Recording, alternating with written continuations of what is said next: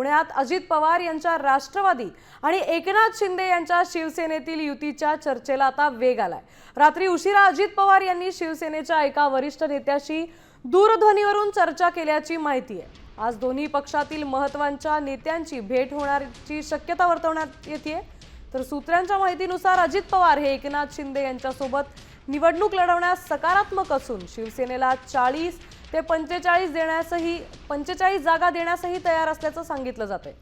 दरम्यान जागा वाटपावरून भाजप आणि शिवसेना यांच्यात अद्याप तोडगा न निघाल्याने युती तुटण्याची शक्यता चर्चेत आहे। आपले प्रतिनिधी सागर आव्हाड आपल्या सोबत जोडलेले आहेत।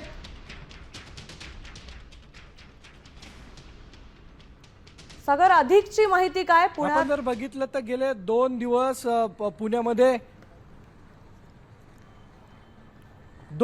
पुण्यामध्ये महायुतीमध्ये जे वाद सुरू असताना आपल्याला पाहायला मिळत आहेत। यावेळी म्हणजे काल जर बघितलं तर शहर प्रमुख नाना भांगिरे या सर्वांमधून बाहेर पडलेले होते।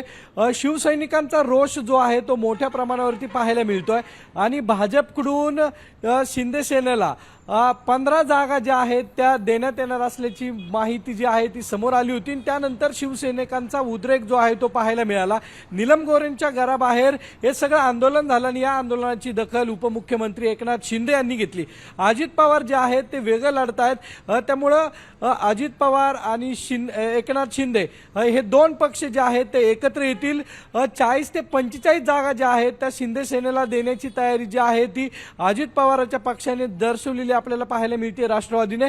आपण जर पाहिलं तर गेल्या 2 दिवसामध्ये राष्ट्रवादी दोन्ही एकत्र येणार का याच्या चर्चा सुरू होत्या। मात्र या दोन्ही राष्ट्रवादी एकत्र येणार नसल्याची जी युती जी येणार नसल्याची माहिती जी आहे ती शरद पवार राष्ट्रवादीने अजित पवारांना दिली आणि त्यानंतर शिंदे जे आहेत ते अजित पवारांच्या पक्षाशी त्यांची बोलणी सुरू झाली। त्यानंतर राष्ट्रवादीच्या एका नेत्याने धन्यवाद आपण दिलेल्या सविस्तर माहितीबद्दल।